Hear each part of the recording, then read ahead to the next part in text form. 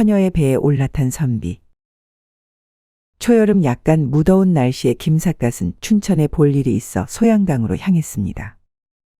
춘천에 가기 위해서는 나룻배로 소양강을 건너야 했는데 마침 눈앞에 배 한 대가 있었죠. 배 한 대 덩그러니 있는 것을 보니 마치 나를 마중 나온 듯 하구나. 역시 운도 좋다. 운도 좋아. 김삿갓은 미소를 지으며 나룻배를 향해 걸어갔습니다. 어서 오시오. 안 그래도 오늘 하루 공치는 줄 알았는데 굶어 죽으라는 법은 없나 보. 뱃사공은 놀랍게도 처녀였는데 분을 바르면 남자 꽤나 울릴 듯한 미인이었습니다. 뱃사공은 사내들도 하기 힘든 일인데 어찌 이리도 고운 처녀가 하고 있답니까? 고운 처녀 다 얼어 뒤졌소. 그리고 뭐 밥은 머스마 가시나 따져 입속에 들어간답니까? 먹고 살려면 산에 이리건 가시나 이리건 가리지 않고 해야지요. 김삿갓은 여자답지 않은 뱃사공의 화끈한 성격이 마음에 들었습니다. 그것도 그렇지요. 머스마나 가시나나 일만 잘하면 되는 것 아니겠습니까? 그게 낮이리건 밤이리건. 김삿갓이 배를 타자 여인은 맞은편 강둑으로 빠르게 노를 저었습니다. 소양강변의 화려한 절경 속에서 천천히 나아가는 나룻배는 마치 한 폭의 그림 같았죠. 천천히 나아가는 배 안에서 무료해진 김삿갓은 심심했는지 열심히 땀 흘려 노젓고 있는 여인을 골려주고 싶어 농을 건넸습니다. 솔잎 먹다 체한 군뱅이처럼 참 느리게도 나아가는구려. 이보게 마누라. 그리 놓쳤다가는 다음날 도착하겠소. 설마 나를 배 안에서 하룻밤 재우려고 그러는 것이요? 김삿갓의 말에 여인은 볼멘 소리로 대답했습니다. 아니 이 양반이 남의 여식 넘보다가 걸려 도망가는 중인가? 왜 그리 재촉하시오? 그리고 왜 내가 당신 마누라요? 자네 배에 내가 이렇게 타고 있으니 내가 서방이고 자네가 마누라지. 그리고 내가 배에 타고 있으니 자네가 땀 흘리며 헉헉거리는 것 아니겠소? 김삿갓의 농담에 뱃사공은 낄낄대고 웃었습니다. 그 후로 두 사람은 시덥잖은 농담을 주고받으며 한참 동안 떠들었고 그러는 사이 어느새 배는 맞은편 강가에 도착했습니다. 김삿갓이 배에서 내리면서 작별 인사를 하려고 할 때 처녀가 먼저 그에게 인사를 건넸습니다. 항상 몸 조심하고 반찬 가리지 말고 밥 꼭꼭 씹어 먹거라 아들아. 그러자 김삿갓은 눈이 동그래져 처녀에게 말했죠. 내가 왜 당신 아들이요? 그러자 처녀는 장난기 어린 웃음을 지으며 말했습니다. 당연히 내 뱃속에서 나왔으니 내 자식이지 그럼 뭐시겠는가? 그 말에 김삿갓은 너털웃음을 지으며 말했습니다. 맞는 말이구만 맞는 말이야. 그럼 어머니, 아들 잘 다녀오겠습니다. 만수무강하십시오. 그날 소양강에서 재치 있는 처녀와 농을 나눈 김삿갓은 춘천을 향해 다시 발걸음을 옮겼습니다. 장독에 오줌 누다 죽은 영감. 늦은 밤 술 취한 영감이 비틀비틀거리며 집으로 가고 있었습니다. 그는 집으로 가는 도중 술을 과하게 마셔서인지 갑자기 오줌이 마려웠는데 취한 탓인지 아니면 괜시리 심술이 나서인지 자신의 집을 놔두고는 옆집으로 가서 장을 담아놓은 장독대를 열고 그 안에 소변을 봤습니다. 깊은 밤이어서였을까. 오줌 누는 소리는 집 안까지 들려올 정도였고 잠을 쉽사리 이루지 못했던 선비는 무슨 일인가 하여 밖으로 나갔습니다. 그러고는 자신의 장독 안에 오줌을 싸고 있는 옆집 영감을 보았죠. 아니 자네 이게 뭐하는 짓인가? 지금 우리 집 장독을 열고 오줌을 누고 있는 것인가? 영감은 놀라 얼른 바지춤을 치켜 올리며 말했습니다. 아이고, 선비님. 제가 그만 우리 집 뒷간인 줄 알고 그랬습니다. 한 번만 봐주십시오.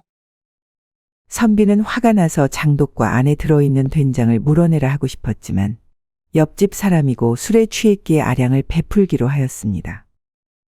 하지만 그대로 보내면 저 못된 버릇이 언제 다시 나올지 모르니 회초리로 훈육하기로 했죠.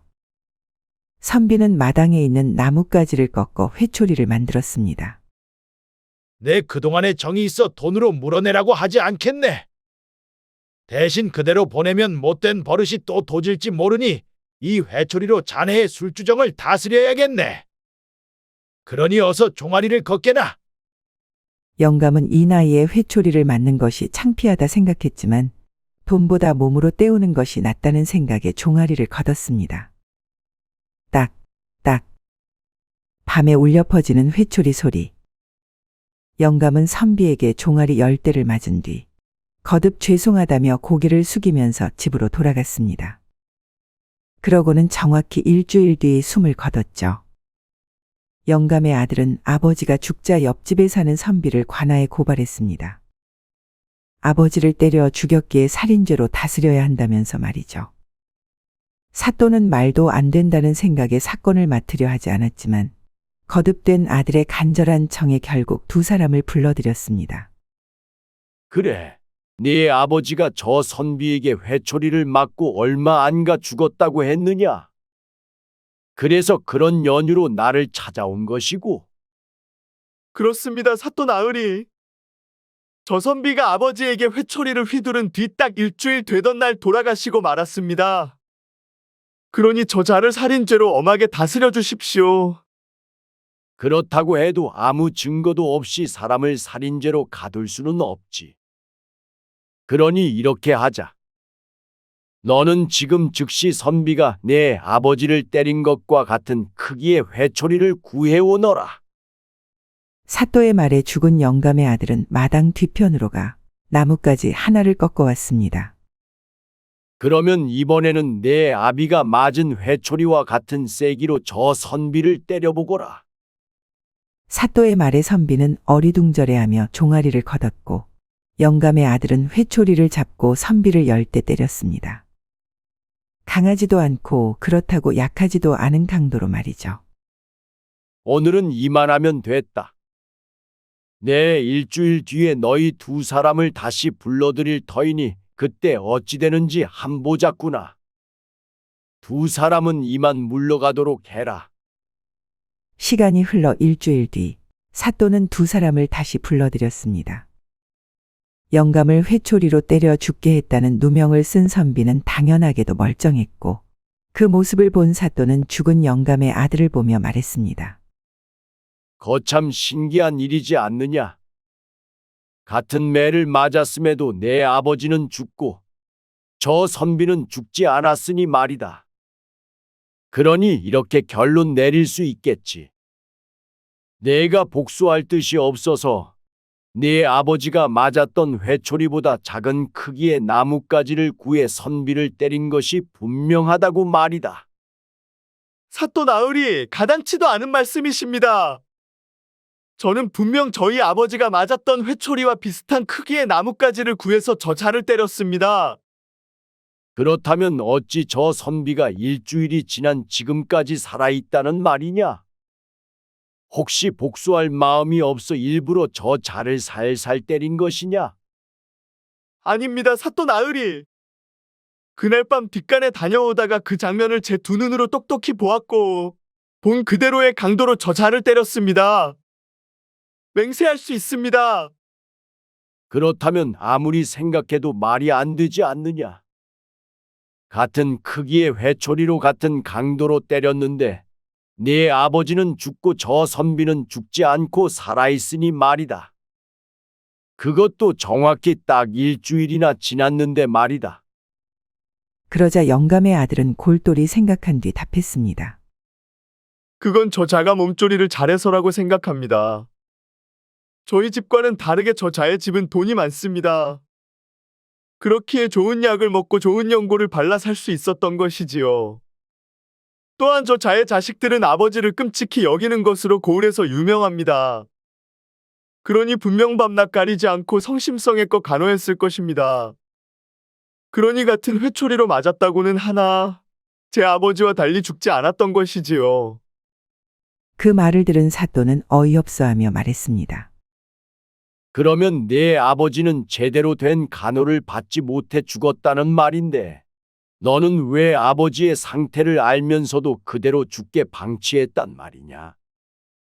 왜 좋은 약과 좋은 연고를 발라주지 못한 것이냐?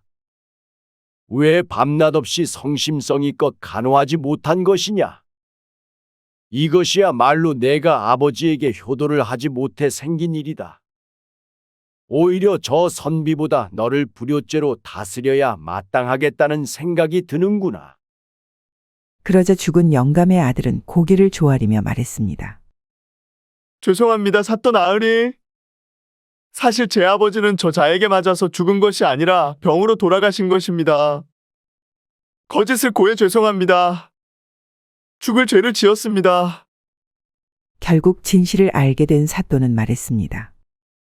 보거라. 멀쩡한 사람이 회초리를 맞았다고 죽지는 않는다. 너는 아버지가 갑자기 돌아가셔서 어디에라도 분풀이를 하고 싶었던 게지. 내 그 마음 다 이해한다. 하지만 그렇다고 멀쩡한 사람에게 죄를 뒤집어 씌워서는 안 되느니라. 그것 또한 큰 죄이니라. 내 이번에는 특별히 모른 척 넘어가 줄 테니 앞으로 엄한 사람에게 죄를 뒤집어 씌우는 파렴치한 짓은 하지 말거라. 또 다시 그리하여 나를 찾아왔을 시에는 내 필히 너를 중형으로 다스릴 것이다. 알겠느냐? 사내의 아들은 고개를 조아리며 말했죠. 네, 사또 나으리. 명심하고 또 명심하겠습니다. 그 말을 끝으로 사또는 두 사람을 모두 풀어주었고 이 명판결은 마을 사람들 사이에서 한동안 회자되었다고 합니다. 빈대 때문에 폐허가 된 사찰. 옛날 산삼이 많기로 유명한 산이 있었습니다. 그 산 중턱에는 절이 하나 있었는데 안에는 산을 타고 내려오는 물을 마실 수 있는 약수터가 하나 있었습니다. 약수터의 물은 산삼의 전기를 머금어서인지 효능이 무척이나 뛰어났는데 약수를 몇 달 동안 마시면 웬만한 병이 낫고 건강한 사람은 장사처럼 힘이 세질 정도였습니다. 그리하여 절에는 약수를 마시고 병을 고치려고 찾아오는 사람들의 발길이 끊이지 않았습니다. 하루가 멀다 하고 수많은 사람들이 모여들자 절에는 그 모든 사람들을 수용할 공간이 부족했습니다. 때문에 절에 기거하지 못하는 사람들은 절 주위에 움막을 짓고 생활했는데 하나 둘씩 움막을 짓고 생활하니 시간이 흘러 거대한 움막촌이 되었습니다. 그러고는 움막촌 사람들을 대상으로 장사하는 주막집과 밥집이 하나 둘씩 들어서기 시작했습니다.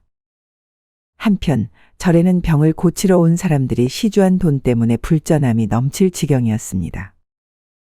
예전에는 깊은 산 속에 있어 아무도 찾아오지 않는 절이었지만 이제는 전국에서 사람들이 찾아오는 유명한 절이 되었으니 당연한 일이었죠. 하지만 개구리 올챙이 적 생각 못한다고 마을에 시주를 하러 다니던 스님들은 갑자기 큰 돈이 들어오자 그것을 자신의 사리사욕을 채우는 데 쓰기 시작했습니다. 스님들은 절을 넓혀가고 반찬의 가지수를 늘려가고 침구류를 좋은 것으로 바꾸는 등의 사치를 일삼았습니다. 부처님을 모시는 스님들이라고 생각되지 않을 정도로 탐욕스러웠죠. 때문에 절은 나날이 커져만 갔고 어느새 기거하는 스님은 100여 명이 넘어갔지만 건물의 덩치와 규모만 커졌을 뿐이었습니다. 오히려 신도들을 예전보다 못한 대우로 맞이했고 그로 인해 찾아오는 사람들의 불만은 날이 갈수록 커져만 갔습니다. 하지만 스님들은 전혀 신경 쓰지 않았습니다. 왜냐하면 산에서 내려오는 약수가 있는 한 신도들은 계속 찾아올 수밖에 없었기 때문이었습니다. 오히려 한술 더 떠 스님들은 불전함에 돈을 넣지 않는 신도들에게는 약수를 마시지 못하게 하였습니다. 또한 불전함에 모인 돈들로 고리채를 놓았으며 절 앞의 주막과 국밥집을 상대로 자리세까지 받았죠. 어느 봄날 한 노승이 사미와 함께 절 아래 움막촌에 도착했습니다. 그들은 고된 길을 걸어와서인지 주막에 들러 물을 한 바가지 마셨는데 어느새 다가온 주모가 말을 걸었습니다. 스님들은 어디서 오셨어? 사미는 공손히 합장하며 말했습니다. 저희는 산속의 조그마한 절에서 왔는데 이곳에 약수가 유명하다고 해서 한번 구경하고자 하여 들렀습니다. 아휴, 헛걸음하셨네? 이곳 절에서는 스님이라고 해도 아무나 들여보내지 않을 텐데요. 주지 스님이 그리 못 박아나서. 다른 곳에서 온 스님을 들여보내지 않는다니 참 야박하구만. 그럼 어쩔 수 없지. 삼이야, 약수 구경은 나중에 하기로 하고 오늘은 이 주막에서 하룻밤 묵고 가자꾸나. 노승은 삼이를 보며 말했습니다. 헌데 주모는 난처한 표정을 지으며 노승에게 말했죠. 스님, 죄송하지만 다른 절의 스님은 받을 수 없습니다. 혹여나 재워줬다간 바로 찍혀서 다음 달 바쳐야 하는 시주돈이 배로 늘어날 수도 있어요. 그러니 부디 이해해 주십시오. 주모의 말에 삼이는 따지려고 했지만 노승은 그를 말리며 다른 곳에서 잠을 청하자고 했습니다. 그리고 둘은 운막촌 주위의 주막집들을 돌아다녔는데 하나같이 다른 곳에서 온 스님은 재워줄 수 없다고 말했습니다. 사람들이 야박한 건지 아니면 저 절의 주지 스님 때문에 야박해진 건지 모르겠구나. 삼이야, 안 되겠다. 아무래도 산 위에 있는 절에 가서 무슨 일인지 알아봐야겠구나. 말이 끝나기가 무섭게 노승과 삼이는 산 위에 절로 향했습니다. 산문 앞에서 절을 지키고 있던 스님은 무작정 찾아온 노승과 삼이를 보며 말했습니다. 어느 절에서 온 건지는 모르겠지만 스님이라 해도 함부로 드리지 말라는 주지 스님의 명이 있었소. 노승은 건방진 말투로 말하는 승려에게 공손히 합장하며 말했죠. 작은 절에서 막 내려온 참이라 이곳의 사정은 잘 모르네. 다만 같이 부처님을 모시는 입장에서 부탁하겠네. 나는 괜찮지만 어린 삼이는 밖에서 재울 수 없지 않나. 그러니 부디 밤 이슬을 피할 수 있는 작은 방 한 귀퉁이라도 내어주게. 잠자코 듣고만 있던 스님은 한숨을 내쉬며 노승과 삼이를 안으로 들였습니다. 그러고는 구석에 딸린 작은 방으로 안내하고는 말했죠. 이곳에서 하룻밤 지내면 될 거요. 대신 주지 스님에게 들키면 안 되니 조용히 잠만 주무시오. 노승은 합장하며 고맙다고 말했죠. 삼이는 방에 들어가 자리를 깔자마자 잠을 잤습니다. 다만 노승은 깊은 밤까지 명상을 하다가 방문을 열고 밖으로 나갔습니다. 그러고는 새벽녘이 다 되어서 돌아왔죠. 다음 날 이른 새벽, 삼이는 스승이 깨우는 소리에 눈을 떴습니다. 일어나 보니 방바닥에 커다란 자루가 놓여 있었는데 주위는 온통 흙투성이었죠. 이제 그만 가자꾸나. 노승은 그리 말하고는 보찜에서 대나무 통 하나를 꺼냈습니다. 그리고 통의 뚜껑을 열고는 방바닥에 툭 던졌는데 그곳에서 오동통하게 살찐 빈대 몇 마리가 튀어나왔습니다. 빈대는 정신없이 방구석으로 숨어들었습니다. 삼이는 그것을 보자 기겁을 하며 노승을 쳐다보았죠. 뭘 그리 놀라느냐, 이놈아. 이건 하룻밤 잘 잤으니 내는 반갑시니라. 그리 말한 노승은 삼이에게 자루를 들라 말했는데 힘이 센 삼이도 들기 힘들 정도의 무게였죠. 스님, 자루에 대체 뭐가 들어있길래 이리 무겁습니까? 자루 안에 든 것은 약수터 주변에 심어져 있던 산삼이니라. 병든 이들을 구제해야 할 산삼의 정기를 이놈의 땡중들이 독차지하고 있어서 원. 쯧쯧쯧, 그래서 내가 다 캐버렸다. 그러니 들키기 전에 어서 서두르자. 노승과 삼이는 이른 새벽 절에서 도망치듯 빠져나왔습니다. 그리고 주막거리를 지나 운막촌으로 들어가서는 아픈 사람들에게 산삼을 나눠주었습니다. 아이고, 이 귀한 산삼을 어찌 내어주신단 말입니까?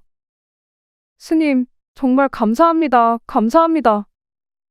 이제 우리 애의 병을 고칠 수 있게 됐어요. 나미아미타불, 스님 감사합니다. 정말 감사합니다. 사람들은 산삼을 가져가면서 저마다 고맙다, 감사하다는 말을 잊지 않았습니다. 그도 그럴 것이 의원에서 고치지 못해 이곳에 약수를 얻으러 온 사람들이었고 언제 자신의 차례가 올지 몰라 발만 동동 구르고 있던 상황이었기 때문이었습니다. 사람들에게 산삼을 다 나눠준 노승과 삼이는 많은 이들의 감사 인사를 뒤로하고는 산속으로 유유히 사라졌습니다. 그리고 그 장면을 본 몇몇 사람들은 부처님이 환생하여 자신들을 구제해주고 홀연히 사라지셨다고 떠들고 다녔죠. 그리고 그것은 훗날 전설이 되어 길이길이 회자되었습니다. 반면 노승과 사미가 다녀간 후 절 구석구석에서는 빈대가 나타나기 시작했습니다. 빈대는 닥치는 대로 승려들의 피를 빨아먹었는데 물린 이들은 가려움을 견디지 못해 몸을 벅벅 긁고 다녔습니다. 피가 나올 정도로 긁어댔죠. 또한 시간이 흐르면서 빈대들의 수는 급격히 늘어났고 절에 사는 승려들의 몸에는 빈대에 물린 자국들로 멀쩡한 곳이 없을 정도였습니다. 하지만 그것보다 더 심각한 것이 있었습니다. 노승이 산삼을 전부 캐가서인지 시간이 흐르면서 약수터에서는 알 수 없는 냄새가 나기 시작했습니다. 물도 점점 탁해졌는데 나중에는 동네 우물가의 물이 깨끗해 보일 정도로 더러워졌죠. 약수의 맛이 변했다는 소문은 순식간에 퍼져나갔습니다. 그로 인해 병을 고치러 온 사람들은 점점 줄어들었는데 발길이 뜸해지자 운막초는 없어지기 시작했고 덩달아 주막과 국밥집도 모두 문을 닫게 되었죠. 하지만 줄어든 사람들과는 반대로 절간의 빈대는 나날이 늘어만 갔습니다. 때문에 빈대를 잡기 위해 승려들은 날마다 이불이며 옷가지를 빨고 삶았으나 소용이 없었죠. 그렇게 시간이 흐르자 빈대 때문에 절을 떠나는 승려가 하나 둘씩 늘어났습니다. 어느덧 100여 명이나 됐던 승려들의 수는 1년 만에 20명으로 줄어들어 버렸죠. 결국 약수물을 찾아오던 사람들의 발길이 끊어지고 빈대 때문에 하나 둘씩 승려들이 떠나자 절은 몇 년 지나지 않아 아무도 살지 않는 폐허가 되어버렸다고 합니다. 시어머니에게 첫날 밤을 가르쳐준 며느리. 예전 한 여인이 부잣집으로 시집을 갔습니다. 시댁의 시어머니는 일찍 돌아가셔서 시아버지 혼자만 계셨는데 그래서인지 그는 며느리를 끔찍이도 아껴주었습니다. 아가야, 내 너 주려고 장에서 엿을 사왔단다. 달달한 게 어찌 그리 맛있는지 어여 이거 먹고 일 보거라. 아버지, 아들인 점 모른 체하고 어찌 그리 매일같이 며느리만 챙겨주십니까? 서운합니다. 옌병, 서운한 일 다 얼어 뒤졌다냐. 시아버지가 며느리 챙기는 게 뭐 그리 대수라고 질투하냐, 이 못난 놈아. 시아버지의 자상함 때문인지 집안에는 웃음이 끊이지 않았습니다. 그런 어느 날 며느리는 시아버지가 어두운 얼굴을 하고 한숨을 쉬고 있는 것을 보았습니다. 아버님, 뭔 일 있으십니까? 왜 그리 낯빛이 어두우십니까?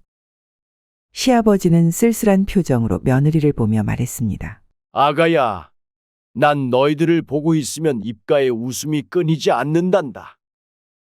너희 둘의 모습이 너무나 잘 어울려 보고 있는 내가 다 행복하지 뭐냐. 헌데 그러면 그럴수록 죽은 마누라가 자꾸만 생각이 난단다. 나 역시 저럴 때가 있었지 하고 말이다.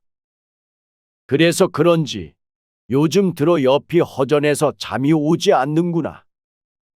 며느리는 시아버지의 말을 듣고는 남편에게 말했습니다. 서방님, 아버님이 외로우신가 봐요. 아까 뵀는데 통기운이 없어 보이시더라고요. 그래서 물었더니 돌아가신 시어머니 생각에 잠에 밤까지 설치나고 하시네요.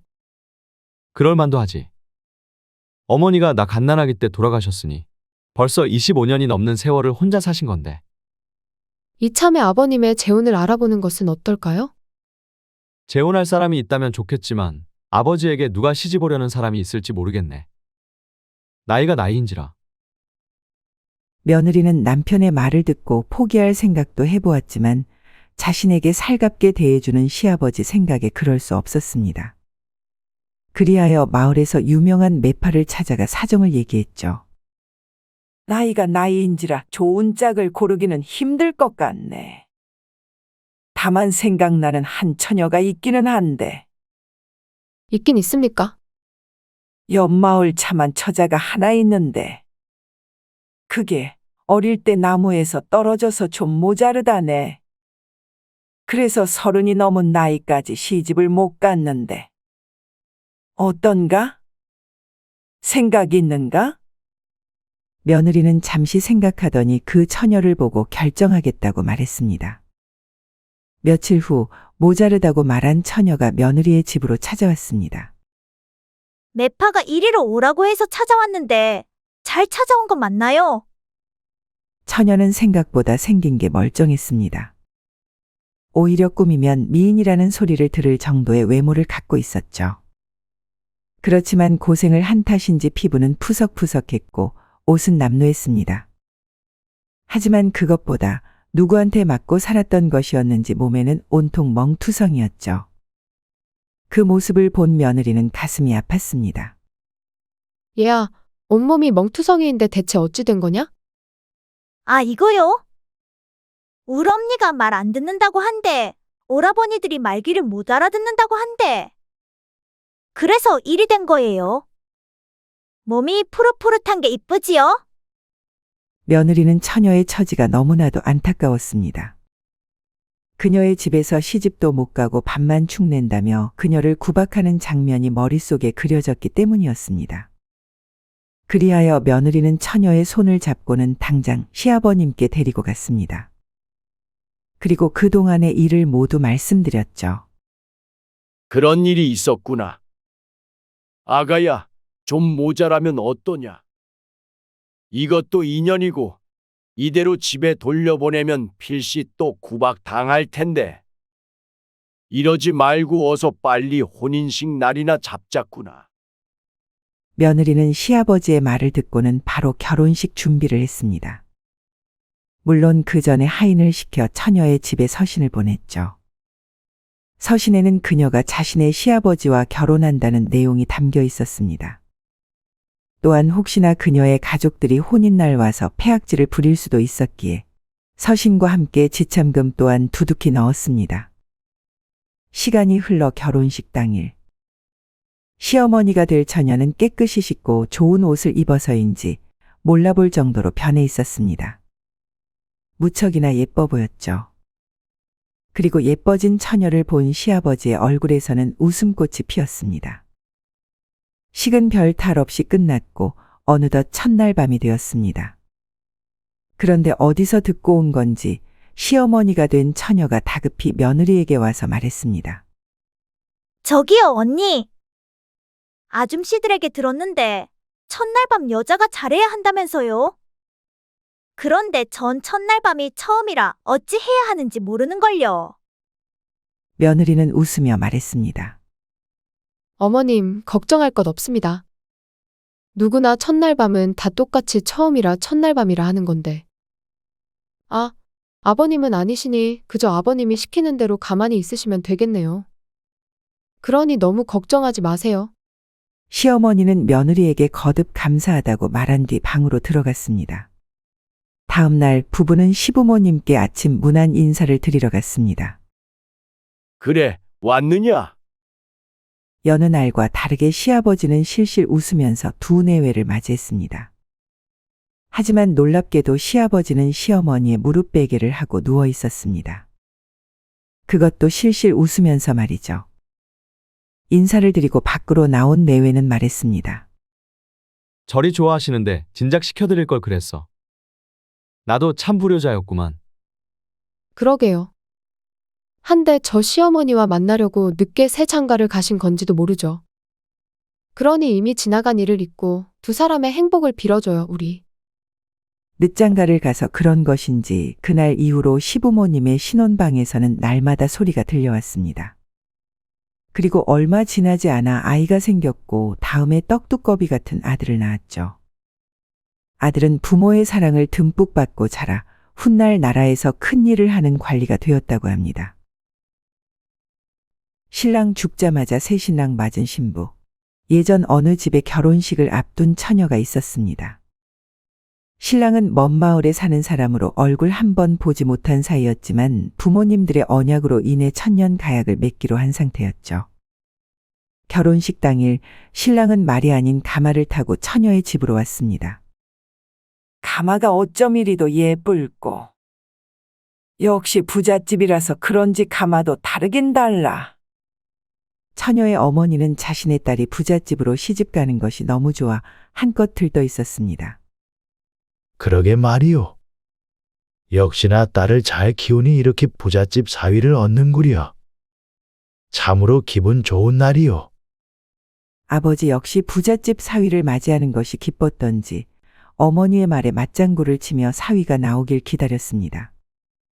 하지만 아무리 기다려도 예비 사위는 가마에서 나오지 않았습니다. 사위, 먼 길을 오는 동안 단잠에 빠진 겐가? 어머니는 그리 말하며 사위가 나오길 기다렸지만 가마 안에서는 아무런 인기척이 없었죠. 할 수 없이 처녀의 아버지가 헛기침을 2번 하고는 가마의 문을 열었습니다.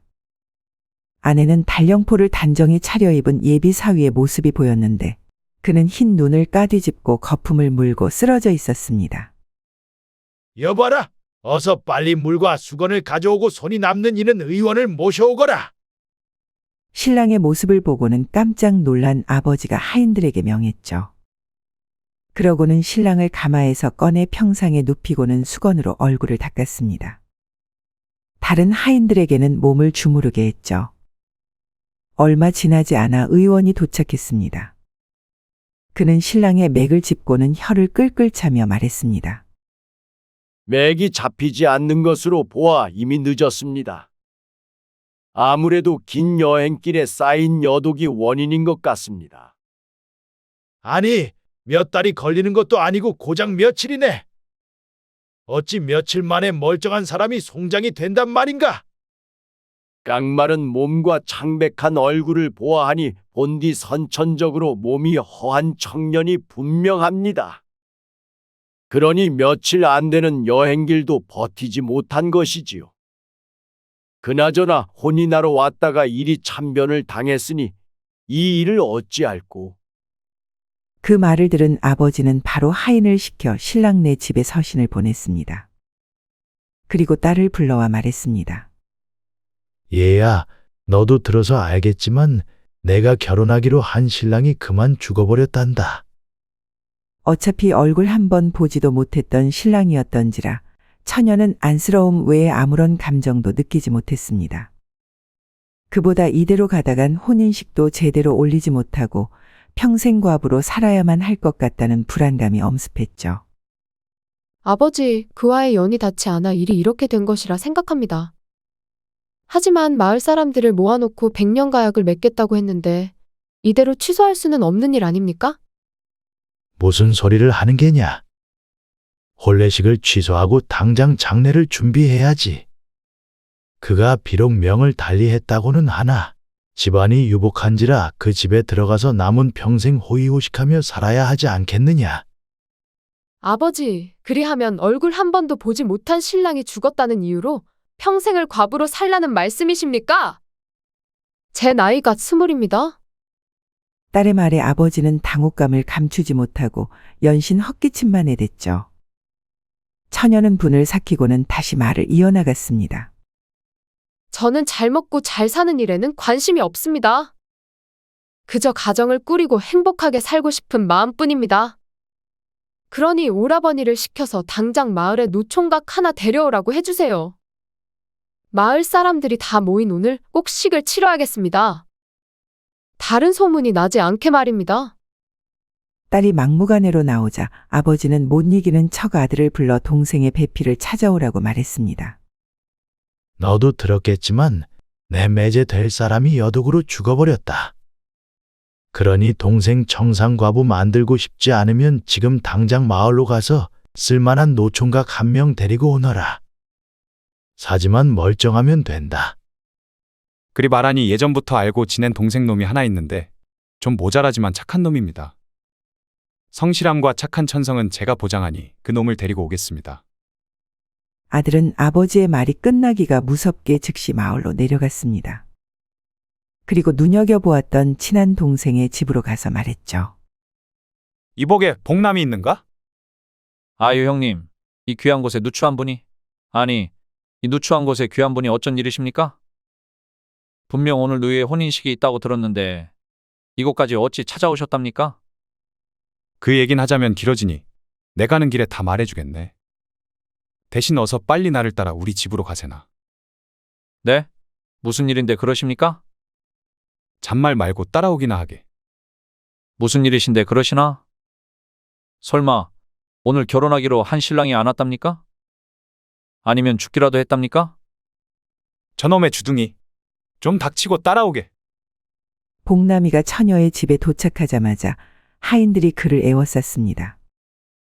여봐라, 저 신랑의 달령포를 이자에게 입히도록 하거라. 어르신, 아무리 그래도 그건 좀. 지금 와서 신랑의 옷을 어찌 구하겠느냐?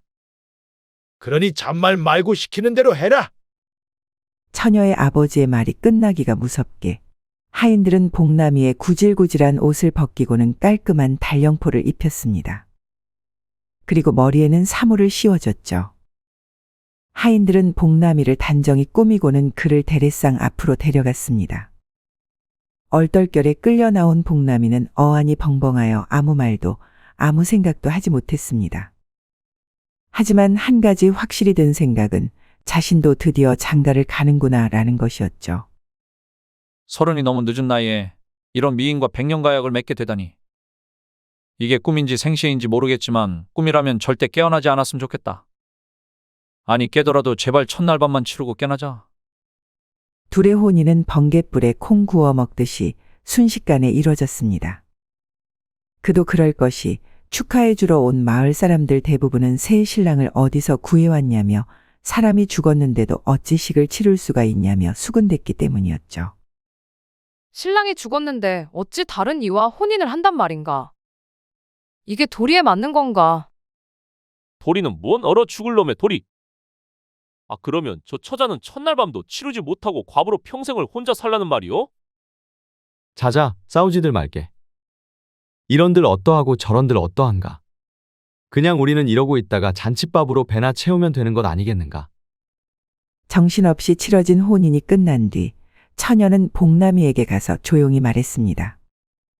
서방님, 제 오라버니에게 들으셨는지 모르겠지만 사실 제가 연을 맺으려 했던 사내는 오다가 그만 여독으로 죽어버렸습니다. 저와 인연이 아니었던 게지요. 하지만 그렇다고 서방님이 그 사내 대신이라 여겨 너무 상심하지는 말아 주십시오. 이것 또한 인연 아니겠습니까? 그러니 슬플 때나 기쁠 때나 평생을 제 옆에서 함께 해주십시오. 저 역시 서방님만 믿고 평생 같이 하겠습니다. 서운할 게 뭐가 있겠소? 지금에서야 하는 말이지만 난 솔직히 그 사내 대신이라도 줬소. 난 가진 것이 없어서 평생 결혼도 못하고 혼자 늙어 죽을 팔자인 줄 알았네만. 이리 부부의 연을 맺게 되었으니 얼마나 좋겠소? 그러니 너무 개의치 마시오. 시간이 흐른 뒤 죽은 신랑의 부모님이 시신을 수습하러 왔습니다. 그러고는 결혼한 새 신부를 보며 예의를 모르는 천한 것, 제 서방이 죽자마자 새 서방을 맞이한 몹쓸 것이라며 욕지거리를 해댔죠. 제가 뭘 그리 잘못했습니까? 저는 그쪽 아드님과 식도 올리지 않았습니다. 얼굴도 그날 처음 본 것이고요. 헌데 왜 그리 역정을 내신단 말씀이십니까? 아니, 오히려 제가 묻겠습니다. 병약한 아드님의 몸 상태를 숨기고 왜 제게 장가 보내려 하신 겁니까? 저 평생 과부로 혼자 살게 만들려고요? 이게 더 도리에 어긋나는 일 아닙니까? 신부의 말에 죽은 신랑의 부모님은 저리 천한 것을 우리 집안 며느리로 드리려고 했다니. 배워도 악에 받쳐 소리 지르는 것만 배웠구나. 부모가 천하니 자식도 저 모양이지. 라고 말하며 시신을 수레에 싣고 떠났습니다. 여보 괜찮소? 어느새 다가온 만복이가 신부의 손을 잡고 말했습니다. 그녀의 몸은 당차게 쏘아 붙인 것과는 달리 파르르 떨고 있었죠. 괜찮습니다, 서방님. 이 정도쯤이야 아무 일도 아니죠. 한데 이리 화내면 우리 아가에게도 안 좋을 건데. 혹시 당신 임신한 것이오? 이리 기쁠 수가? 아니다. 이럴 때가 아니지. 어서 이곳에 앉아서 쉬고 계시오. 내 어서 가서 따뜻한 차라도 한 잔 내오리다. 여기 꼼짝 말고 가만히 계시오. 남자는 부엌일을 하면 안 된다는 고정관념에도 자신의 부인을 위해 스스럼 없이 부엌으로 들어가는 만복이를 보며 신부는 결혼 참 잘했다는 생각에 미소를 지었습니다. 훗날 착한 남편 덕분인지 아니면 현명한 아내 덕분인지 두 사람은 슬아의 아들 둘을 낳아 훌륭한 사람으로 키워냈다고 합니다. 그러고 보니 분명 이들 또한 하늘에서 맺어준 천생연분 아니었나 싶네요. 스님과 바람난 아내. 가난한 집에서 태어났지만 커서 장사일을 시작해 부자가 된 사내가 있었습니다. 그는 어느 정도 자리를 잡자 참하고 예쁜 여인과 결혼하였고 별탈 없이 행복하게 살고 있었죠. 하지만 행복한 둘의 결혼 생활에도 한 가지 걱정거리가 있었습니다. 그것은 아무리 노력해도 둘 사이에 아기가 생기지 않는다는 것이었습니다. 그리고 그것을 탐탁지 않게 여긴 시어머니는 아들이 두 번째 부인을 들이길 바랬습니다. 그래서 아들을 불러 작은 마누라를 얻으라 말했습니다. 그렇지만 아들은 어머니의 말을 한사코 거절하며 단호히 말했죠. 어머니, 제가 걱정돼서 하는 말씀이신 것은 알지만 전부인이 둘이나 필요 없습니다. 그리고 그리한다 하면 지금 제 아내를 볼 면목도 없고요. 이놈아, 아무리 그래도 김씨 집안의 대는 이어야 하는 것 아니냐? 어머니가 아무리 말해도 아들은 그리할 수 없다며 거절했습니다. 죽은 지 아비를 똑 닮았는지 고집이 고래 힘줄 같았죠. 그 이후로 어머니는 아들의 뜻을 존중하여 더 이상 말을 꺼내지는 않았으나 그렇다고 이대로 그저 바라보고 있을 수만은 없다고 생각했습니다. 그녀는 자신이 살 날이 얼마 남지 않았다고 느꼈기에 죽기 전에 한 번이라도 손주의 얼굴을 보고 눈을 감고 싶었기 때문이었습니다. 그런 어느 날 시어머니는 시장에 갔다가 우연히 두 여인이 이야기를 나누는 것을 들었습니다. 이복에 그 소식 들었는가? 뭔 소식 말입니까? 뭔 소식이냐니? 지금 사람들이 다들 요압 순인의 집 얘기하고 난리인데 아직도 모른단 말인가? 혹시 귀가 먹었는가? 지금 우리가 나누고 있는 건 대화 아닙니까? 근데 귀가 먹었다뇨? 그나저나 순이네 뭔 일 생겼답니까? 아, 글쎄 순이가 떡두꺼비 같은 사내 아이를 낳았다지 뭔가. 사내 아이를요? 매일 같이 한약을 먹고 좋다는 국까지 해도 안 생기던 알을 어찌했길래 낳았단 말입니까? 나도 자세한 건 듣지 못했는데 사람들 말에 의하면 요압 새로 생긴 남자에서 새벽 기도를 올린 뒤 바로 아이가 생겼다고 하더라. 거참, 그게 터가 좋긴 좋나 보네요. 10년간 뭔 수를 써도 안 생기던 아이가 턱하고 들어선 걸 보면. 그러게나 말이야. 나도 이참에 새벽 기도를 드리고 사내 아이나 하나 더 낳아볼까. 아서요 언니. 이미 애가 7인데 그리 하다가는 가랑이 찢어집니다. 시어머니는 두 여인의 말을 듣자마자 바로 집으로 갔습니다. 그리고 며느리를 불러 말했습니다. 아가야, 요압 순이가 떡두꺼비 같은 아들을 낳았다는구나. 네? 그게 참말입니까? 참말이고 말고.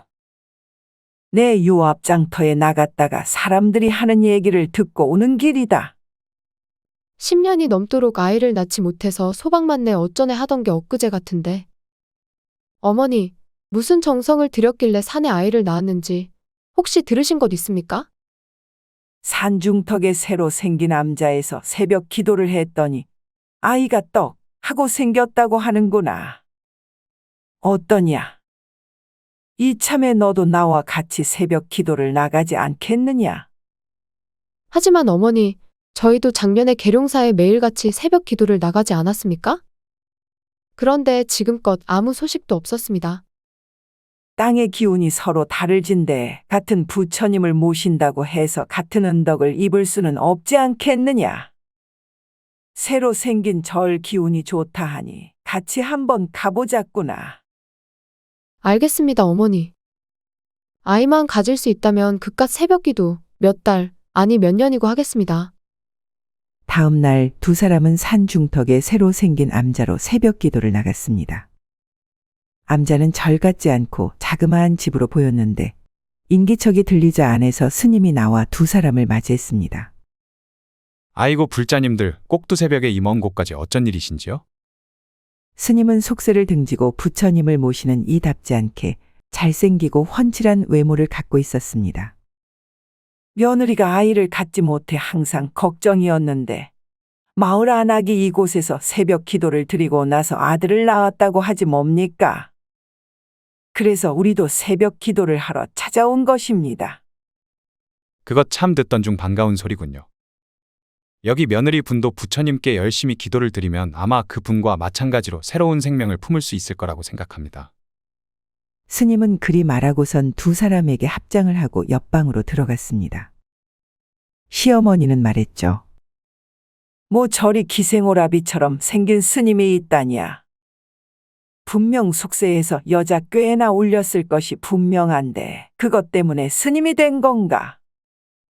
여자 여러 돌린 죄를 씻으려고.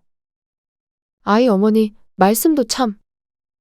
그날 이후로 두 사람은 하루도 빠짐없이 암자로 가서 부처님께 기도를 했습니다. 그러던 중 시어머니가 새벽 기도를 다녀오다 금안산에서 미끄러지고 말았습니다. 다행히도 크게 다치지는 않았지만 한동안 집에서 가만히 요양해야만 했죠.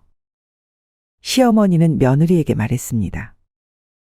얘야, 내가 다쳐서 이제 너와 함께 새벽 기도를 나갈 수가 없구나. 그러니 적적하고 무섭겠지만 너 혼자 암자에 가야겠다. 그리할 수 있겠지? 그럼요, 어머니. 여러 번 다닌지라 길은 이미 익숙합니다. 제 걱정은 하지 마시고 몸조리 잘 하세요. 그래, 하다가 안 하면 안 하는 것만 못하니 잊지 말고 꼭 나가야 한다. 여인은 그날부터 혼자 새벽 기도를 나갔습니다. 매일 같이 다니던 시어머니가 없어서 불안하고 무서웠지만 너무나 아이를 원했기에 참고 견뎠습니다. 아! 그런 어느 날 며느리는 문지방에 발을 부딪혔습니다. 그리 세게 부딪힌 것은 아니었지만 날이 추워서 그런지 발가락은 생각보다 아팠습니다. 그때 소리를 듣고 방에서 나온 스님이 그녀를 보고 말했습니다. 불자님, 옆방에서 들릴 정도로 발을 심하게 부딪힌 것 같습니다. 자세한 상태를 봐야겠으니 어서 버선을 벗으시지요. 네? 어찌 아녀자가 낯선 사내 앞에서 맨발을 보인단 말입니까? 사내라니요. 저는 사내가 아니라 속세를 떠나 부처님을 평생 모시기로 마음먹은 승려입니다. 그 말에 며느리는 주저하며 천천히 버선을 벗었습니다. 버선을 벗으니 그녀의 새하얀 맨발이 드러났죠. 스님은 그녀의 발을 만지작거리면서 물었습니다. 빨갛게 부어오른 것을 보니 이곳이 맞는 것 같은데 아픈 곳이 여기 맞습니까? 네, 만질 때마다 통증이 찌릿한 게 엄지 발가락이 맞는 것 같습니다. 스님은 자리에서 일어나 옆방에서 약초를 가져온 다음 그것을 씹었습니다. 그리고 씹고 난 약초를 뱉은 후 그녀의 엄지 발가락 위에 올려놓았죠. 이건 통증을 완화시키고 붓기를 빼주는 약초입니다. 발에 올려두고 한 시즌 정도 지나면 붓기가 가라앉을 것입니다. 스님의 말대로 약 한 시즌쯤 지나자 발의 통증은 씻은 듯이 사라졌습니다. 감사합니다, 스님. 굳이 감사까지야. 공경에 처한 이를 도우는 것이 당연한 도리 아니겠습니까? 그 순간 며느리는 가까이서 웃음 짓고 있는 스님을 보면서 자신의 볼이 빨개지고 가슴이 뛰는 것을 느꼈습니다. 내가 왜 이러지? 서방님이 아닌 다른 남자, 그것도 스님에게 연정을 품다니. 한데 가만히 보고 있으면 그럴 만도 해. 머리를 깎았는데도 저 멋진 두상하며 오똑한 콧날, 우수에 찬 눈. 어느 여인이 반하지 않고 배기겠어. 그날 이후 며느리는 신난 발걸음으로 새벽 기도를 다니기 시작했습니다. 그리고 하루가 멀다 하고 스님에게 여러 가지 음식을 가져다 주었죠. 스님, 이 떡 좀 드셔보아요. 마을 제일 가는 떡집에서 손수 가져온 것이랍니다. 스님, 오늘은 약과를 가져왔습니다. 달달한 게 얼마나 입에 쫙 붙는지 한번 드셔보세요. 음식을 손에 쥐어주고 그러다가 직접 입에 넣어주고 두 사람의 사이는 급속도로 가까워졌습니다. 그러다가 스님에게 주려고 숭늉을 가져온 날 며느리는 숭늉을 전해주다 그만 옷에 쏟고 말았죠. 아 뜨거. 아이고 불자님, 그러게 조심 좀 하시지. 가만히 있어 보세요. 제가 이걸로 닦아드릴게요. 스님은 며느리의 저고리와 치마에 묻은 숭늉을 마른 헝겊으로 닦기 시작했습니다. 며느리의 옷에 손이 닿기 시작하자 분위기가 요상하게 흘러갔고 급기야 스님이 말했습니다. 너무 많이 젖어서 헝겊으로 닦아도 티가 안 나네요. 그러지 말고 저고리를 벗어서 말리는 게 좋겠습니다. 젖은 채로 나갔다가는 분명 곧불에 걸릴 것입니다. 어찌 아녀자가 낯선 사내 앞에서 저고리를 벗는단 말입니까? 사내라니요. 저번에도 말씀드리지 않았습니까? 사내가 아니라 속세를 떠나 부처님을 평생 모시기로 마음먹은 승려라고요. 그렇지요. 제가 그만 까먹고 있었네요, 스님. 그렇게 며느리는 자연스레 옷을 벗었고 그 순간을 놓치지 않은 스님은 그녀를 자신의 품에 안았습니다. 그날 두 사람은 넘지 말아야 할 선을 넘었습니다. 그리고 그것은 한 번으로 그치지 않았죠. 그 이후로 두 사람은 새벽 기도 시간에 몇 번이나 정을 통했고 그것은 몇 달이나 지속됐습니다. 며느리는 어느 날 밥을 먹다가 구역질을 하며 밖으로 나갔습니다. 그 모습을 본 시어머니는 기뻐하며 말했습니다. 그거 혹시 입덧 아니니? 잠시만 기다려라. 내 바로 의원을 모셔올 테니. 잠시 후 집에 온 의원은 며느리의 맥을 짚더니 말했습니다. 어허, 다녔던 남자의 기운이 좋긴 좋나 보군요. 축하드립니다. 임신이 맞습니다. 아이고야, 잘 됐구나, 잘 됐어. 아가야 고생했다. 내 어서 빨리 아범네 가게로 가서 기쁜 소식을 알리고 올 테니 너는 여기서 편히 누워 몸조리나 하고 있거라. 네, 얼른 다녀오마. 시어머니는 그리 말하면서 방을 나갔습니다. 떠나는 시어머니의 뒷모습을 보며 며느리는 알 수 없는 오묘한 표정을 지었습니다. 그리고 속으로 생각했죠. 이 사실은 절대 무덤까지 갖고 가야겠다. 그 이후 며느리의 임신 사실은 온 마을에 퍼졌습니다. 그리고 덩달아 산에 있는 암자는 아이를 내려주는 곳으로 유명해져서 주변에 사는 많은 여성들이 몰려들었습니다. 물론 암자를 다녀간 모든 여성들이 임신에 성공한 것은 아니었습니다.